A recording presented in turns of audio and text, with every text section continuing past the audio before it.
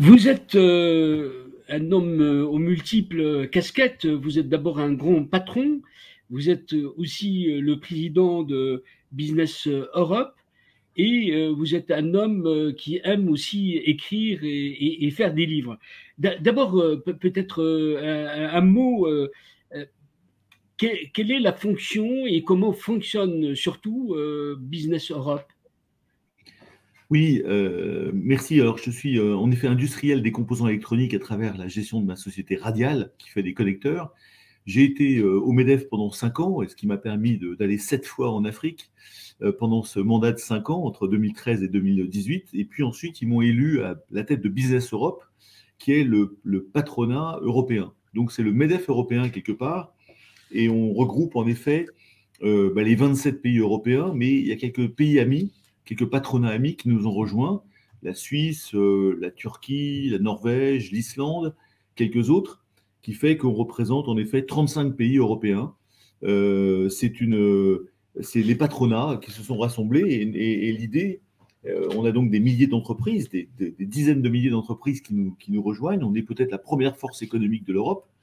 Et notre travail, c'est défendre les intérêts des entreprises européennes auprès des institutions, la Commission européenne, bien sûr, le Conseil européen, plus particulièrement, et le Parlement européen. Il y a un côté lobby ou un côté vous entrez dans ce qu'on appelle la substance de cette Europe en termes de propositions, en termes de réflexion. Est-ce que tout cela est au cœur de votre action? Oui, alors ce que j'ai fait quand je suis arrivé il y a 3 ans et demi à ce poste de président de Business Europe, j'ai lancé une petite stratégie européenne autour de 3 P. Ce que j'avais appelé les 3 P, c'est Prosperity, People, Planet. Alors vous me reconnaissez, cher Hichem, sur la partie humaine et environnementale, parce que la prospérité économique, elle doit être là, mais pour le bien des hommes et pour le bien de la planète. Faire du profit pour du profit va pas très loin en général. Donc l'idée, c'est que nos entreprises fonctionnent, elles fonctionnent bien, c'est la prospérité économique, mais elles doivent le faire dans la durée et puis pour protéger l'environnement et pour que les hommes et les femmes soient idéalement de plus en plus heureux grâce à cette prospérité économique. Ce sont ce que j'ai appelé les 3 P. Donc nous avons beaucoup œuvré et fait du lobbying autour de ces 3 P. Et aujourd'hui, en effet, on est plutôt en défensif parce que il y a, comme vous le savez, une crise Covid qui est intervenue. Bon, la gestion, c'est plutôt pas mal faite au niveau de la France et au niveau de l'Europe. Aujourd'hui, il y a beaucoup de questions sur l'environnement, ce qui est normal, et sur le social, comment améliorer encore le sort des Européens. Mais il ne faut pas que ces bonnes intentions se transforment en complexité juridique ou administrative. Donc le travail de Business Europe est un travail de lobbying au sein de Bruxelles, Commission, Conseil, Parlement, pour tenter d'expliquer que oui, la meilleure façon de vaincre le Covid et de repartir sur ces défis de planète et défis pour les hommes et les femmes, c'est la motivation, l'incitation et l'exemplarité quelque part, la confiance derrière tout ça, plutôt que la contrainte, contrôle et sanctions, comme on a trop l'habitude de voir avec des lois, des normes, des directives qui, quelque part, asphyxient la motivation des entrepreneurs. Oui, l'entreprise est au cœur de votre quotidien. Je pense que l'Europe aujourd'hui a des choses à offrir, notamment en termes de cette force de frappe partageuse avec le reste du monde et particulièrement avec l'Afrique. Comment aujourd'hui, au moment où l'on négocie, en tout cas on a négocié et terminé même les accords post-Cotonou, comment voyez-vous cette projection quand on voit que, à travers les chiffres, 30% des exploitations européennes vont vers l'Afrique? Oui, moi je pense que l'Afrique est un continent extrêmement important pour l'Europe. D'abord, on est sur les mêmes fuseaux horaires. Ensuite, il y a une masse de personnes importante, 1,1 milliard ou 1,2 milliard de têtes, qui va continuer d'augmenter. Il y a un potentiel formidable de l'Afrique par ses matières premières, mais pas que. Je suis allé conduire 7 délégations en Afrique personnellement sur mon mandat MEDEF. C'est la première fois qu'un président du MEDEF allait autant en Afrique. Ouais, j'ai pu voir localement des compétences, des jeunes, un esprit d'initiative, un esprit entrepreneurial formidable. Donc je crois qu'en effet, il faut regarder tout ça. Bien sûr, l'Afrique est compliquée, c'est un vaste marché, c'est même plusieurs marchés, hein, c'est une cinquantaine de petits marchés, si on peut Mhm. s'exprimer comme cela. Donc l'Union européenne a vraiment un rôle, à mon avis, pour continuer de développer la croissance par l'économie, par l'entreprise, par l'innovation, par l'entrepreneuriat de chaque côté de la Méditerranée. Hein. Et je crois que on doit vraiment rentrer dans un mode gagnant-gagnant en travaillant davantage avec l'Afrique. C'est ce que j'avais voulu faire au sein du MEDEF et j'espère que ça continue avec le MEDEF international notamment. Je pense qu'il y a eu des très bonnes choses qui ont été faites il faut continuer cet élan pour construire le futur ensemble et surtout relever les défis. Les défis, ils sont communs entre l'Afrique et l'Europe. Il y a les défis du climat, bien évidemment, il y a les défis démographiques, il y a les défis sociaux, il y a des défis de sécurité, de santé, il y a des défis concernant l'emploi. Tous ces défis, on les a, nous, en Europe, à gérer, et les Africains les ont aussi. Donc je dirais autant se mettre ensemble pour construire un futur qui serait de plus en plus vertueux. Et c'est là où l'entreprise, et notamment l'entreprise privée, est fondamentale. Parce que si on n'attend que le public, ça ne marchera pas. Donc nous, ce qu'on dit, c'est négocier des accords formidables. Bon, l'accord de Cotonou, est un succès moyen, je dirais. Nous, on pense que ça n'a pas pu régler tous les problèmes et qu'il y a une opportunité de nouvel accord qui est sur la table. Et je crois qui va permettre de faire un vrai partenariat gagnant-gagnant dans le long terme. Et là, il faut absolument que l'entreprise privée, le secteur privé, a un rôle structurant et central pour mener à bien ce partenariat et ces liens très étroits. Oui, mais ça reste quand même en deçà de toutes les ambitions. Vous développez, vous, de belles idées, notamment sur l'apprentissage, sur l'innovation, sur la formation. Tout cela et intéresse l'Afrique. Et comment se fait-il qu'on est dans cette inertie les choses avancent très lentement. Moi, j'ai moi-même assisté à votre immersion en Afrique, au Mali et au Kenya, et j'ai vu le degré de votre compréhension de ce continent. D'ailleurs, c'est étonnant. Oui, mais je crois que justement, il faut revenir aux bases et au pragmatisme et au bon sens. Et peut-être que, si vous voulez, par rapport à Cotonou, qui visait en fait un développement durable dans les pays alors ACP, Afrique, Caraïbes, Pacifique. Nous, on pense qu'il faut travailler les trois régions séparément. Les problèmes africains sont d'abord, c'est vaste, c'est immense. Pour les Caraïbes, c'est beaucoup plus petit, c'est d'autres problématiques. Et le Pacifique, c'est encore une troisième logique. Donc, je pense que déjà, il faudrait qu'on attache une attention plus particulière à l'Afrique. L'Afrique est un continent énorme, massif, et avec des atouts différents de ce qu'on peut trouver dans le Pacifique ou dans les Caraïbes. Alors après, il faut absolument viser à améliorer le climat des affaires. Vous savez, je l'ai vu avec le gouvernement Hollande que j'avais en face de moi au niveau du MEDEF, et sans faire de politique, il y a eu de très bonnes choses de faites sous le gouvernement, sous le mandat de François Hollande.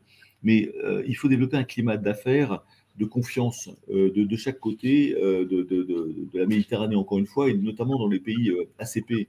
Je crois que le secteur privé, il a besoin d'environnements stables, d'environnements simples, d'environnements transparents et qui soient, comme on dit en anglais, business friendly. Et ça, c'est très important. La cinquantaine de pays européens, je dirais, puissent travailler de concert aussi sur cet environnement qui doit être plus facile, peut-être moins anxiogène, moins compliqué, pour que des PME, des ETI européennes puissent venir aider au développement local et susciter de la création d'emplois, car c'est ça qu'on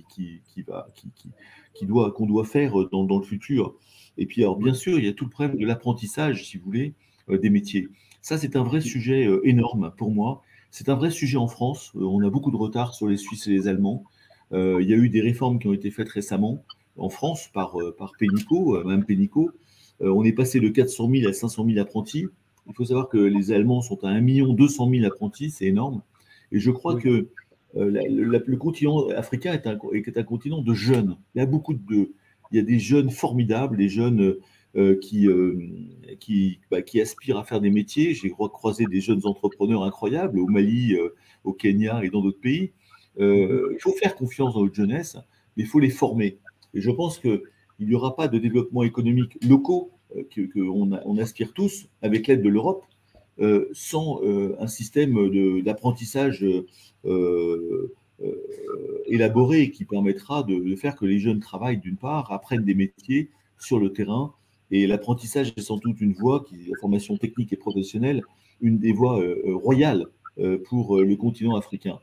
Comme c'est l'exemple de la Suisse. Hein. La Suisse, 70% de leurs gamins de 17 ans sont en apprentissage en Suisse. Et ils ont 3% de chômage, des jeunes, incroyable.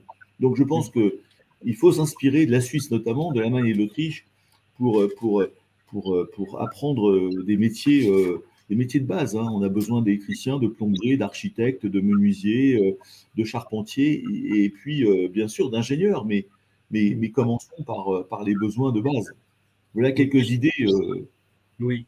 L'Europe a fait de sa convergence une force de frappe, de cohésion interne. Comment aujourd'hui, en termes de transposition, on peut aider l'Afrique à profiter de cette expérience, ce qui est un peu une pratique de bonne pratique, si je puis dire. Oui, alors je crois que l'Europe a été basée sur la paix, hein, avant tout. Hein. L'Europe s'est constituée pour éviter qu'il y ait des guerres fratricides entre voisins qui ont sévi depuis des centaines d'années. Et je crois que, alors, il y a encore beaucoup de choses à améliorer en Europe, hein, mais c'est vrai que je crois que les défis qu'on a dû relever, vous voyez, le Brexit par exemple, beaucoup de gens disaient, oh là là, c'est le début d'une Europe qui va se fissurer. Eh bien non, l'Europe est restée compacte. Ensuite, il y a les assauts de Trump qui ont aussi beaucoup attaqué l'Europe. L'Europe est restée solide. Il y a eu les Chinois de plus en plus agressifs. L'Europe devient de plus en plus costaud sur leur base et face aux des Chinois qui essayent de changer les règles du jeu, etc. Et le Covid. Donc tout ça, je dirais, dans ces menaces-là, je trouve que c'est très intéressant de voir que les Européens sont restés soudés. Alors après, il faut travailler sur une vision positive, et je pense que la transposition de ce qu'on a fait en Europe, hein, sur l'Afrique, il faut sans doute travailler sur une vision africaine globale. L'Afrique, c'est un continent, et je pense que avec ces défis à relever ensemble, le climat, le social, la démographie, il y a beaucoup de défis communs à tous ces pays, et il faut remettre l'entreprise et le secteur privé au centre des préoccupations, ce que font curieusement assez bien les Anglais, l'Afrique anglophone, peut-être un peu moins bien l'Afrique francophone, qui est plus administration. Et comme je connais les deux pays, je trouve que parfois, il faut prendre le meilleur des deux blocs. Et le bloc business anglais me paraît assez inspirant, où on laisse la liberté d'entreprendre, l'innovation se mettre en œuvre. Et je trouve que c'est intéressant de prendre le meilleur des deux blocs avec une administration qui, malgré tout, doit encore s'améliorer, se simplifier, mais qui existe. Et je pense que l'Union européenne, en effet, doit négocier cet accord post-Cotonou avec un focal sur l'Afrique. Et puis peut-être, il faut signer des accords de partenariat économique pour les relations économiques entre l'Union européenne et les pays africains. Et je pense qu'il faudrait aussi tenter de faire que ces marchés africains soient plus gros, parce qu'actuellement, on traite pays par pays, et c'est ça qui est un peu complexe, notamment pour l'entreprise, pour le développement économique. Si on pouvait avoir une intégration régionale plus grande pour intégrer davantage de marchés et harmoniser un certain nombre de critères, ça pourrait être extrêmement intéressant. Après, dans les pistes, si vous voulez, je pense qu'il faut aussi baisser les droits de douane de produits à plus grande valeur ajoutée. Je pense qu'il faut monter en valeur ajoutée en Afrique. Se contenter de livrer du cacao ou du café, je pense qu'il y a des opportunités de croissance vers la valeur ajoutée. On avait constaté ça ensemble, cher Hichem, lorsque nous étions en Afrique, de telle façon à amener de la valeur ajoutée africaine à ces produits.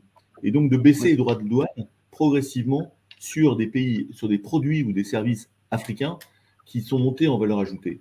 Et je pense que c'est une façon intelligente de faire monter des entreprises, des métiers en montant dans la valeur ajoutée. Voilà quelques idées.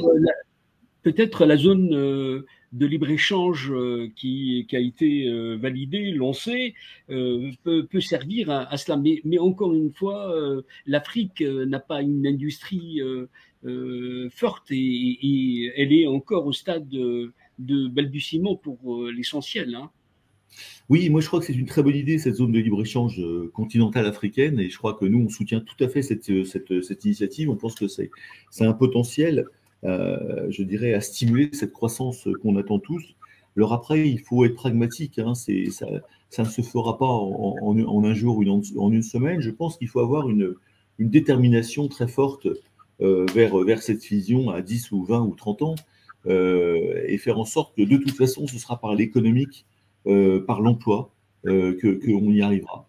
Et donc, je pense que si tout est facilité pour que des entreprises viennent aider, que des entreprises se créent, que l'administration et que le public comprennent qu'il faut vraiment un environnement très favorable à la constitution de ces petites entreprises qui peuvent grandir, qui doivent grandir, je crois qu'on ira, on ira dans le bon sens, et l'Union européenne doit impérativement travailler sur cette renaissance économique et sociale africaine.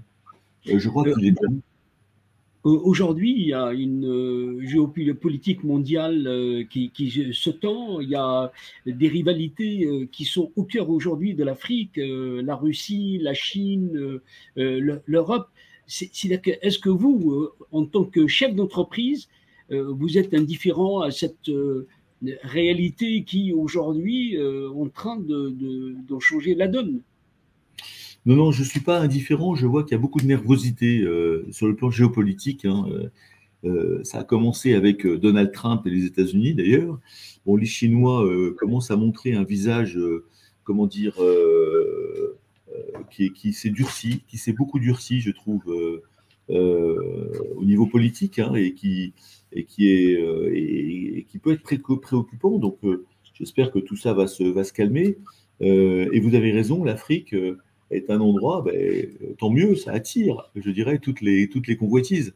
Donc maintenant, si vous voulez, moi je continue de penser que c'est l'Union européenne qui est le voisin le plus immédiat d'ailleurs de l'Afrique. On est sur les mêmes fuseaux horaires, on parle le français pour la moitié de l'Afrique, l'anglais pour l'autre moitié.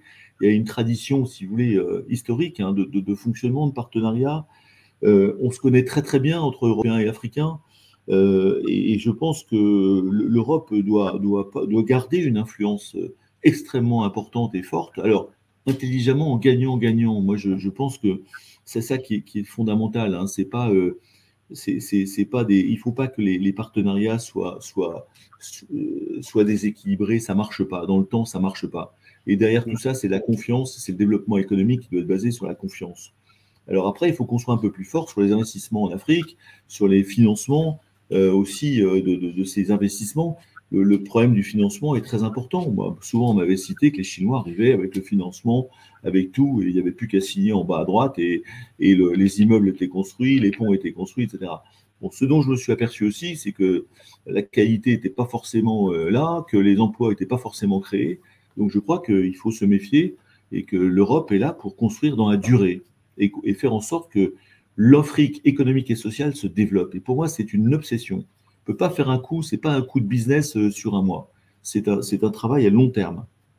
Oui, on ne peut pas ne pas vous poser la question, même brièvement, sur la France-Afrique, cette relation particulière et qui aujourd'hui connaît je dirais, des hoquets. Comment Oui. sortir de cela? Alors moi, je crois que si vous voulez, je pense que ça a vécu. Il faut regarder l'avenir. Faut regarder l'avenir, faut construire sur l'avenir, et c'est là où le business sain, transparent, gagnant-gagnant est important. Donc moi, je pense que si on veut construire ensemble l'avenir avec la France et avec l'Union européenne, voilà, il faut remettre tout à plat, il faut redire quels sont les enjeux, d'où on part. Vous savez, j'ai une théorie des 5 V que j'ai beaucoup pratiquée pour Radial et pour le MEDEF. Le premier V, c'est d'avoir une vision commune. Quand vous voulez embarquer une équipe, hein, une équipe de foot ou une équipe, il faut avoir un objectif clairement identifié. Le deuxième V, c'est la vérité du moment où vous êtes. Parfois, vous n'êtes pas d'accord sur les faits, mais il y a une vérité. Voilà. Le troisième V, c'est les valeurs. Dans quel cadre on veut jouer? C'est un cadre d'éthique? Oui. Est-ce que c'est des règles du jeu? Est-ce que c'est l'état de droit? Oui. Est-ce qu'il y a de la moralité derrière tout ça? Fondamentalement, oui.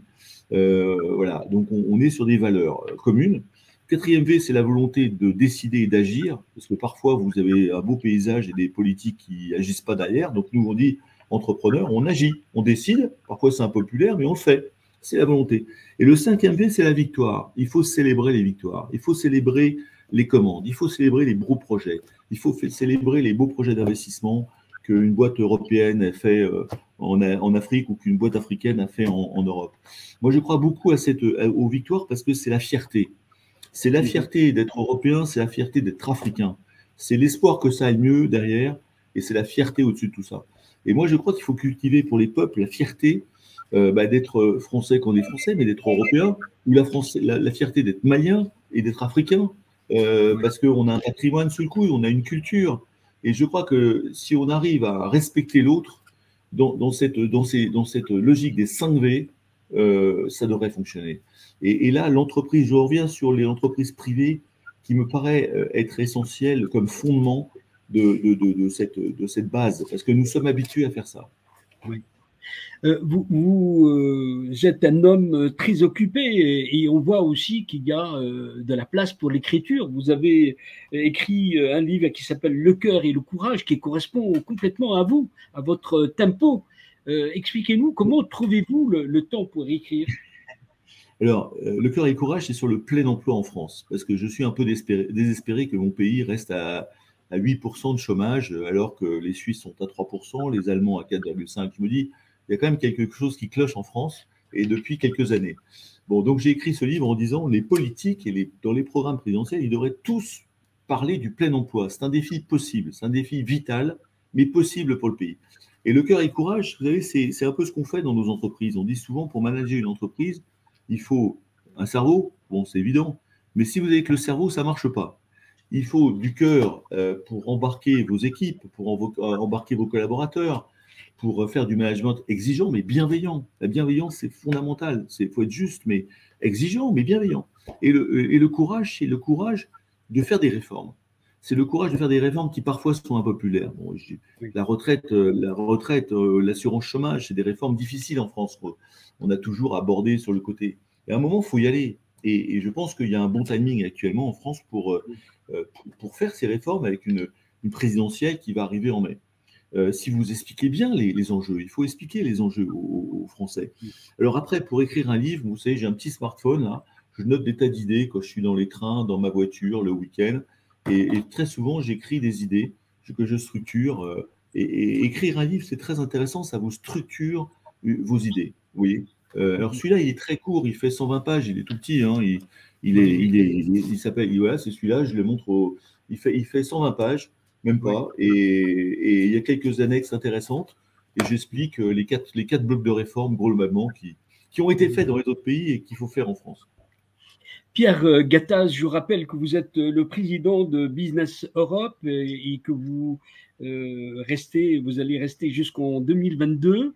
Je vous remercie d'avoir été avec nous, d'avoir expliqué votre vision et d'avoir donné ce tempo que vous avez en vous. Absolument. Merci beaucoup, cher Hichem, pour cette interview et vive l'Afrique et vive l'Europe. Merci beaucoup. Au revoir. Je t'en prie. À bientôt. Au revoir. Merci. Au revoir.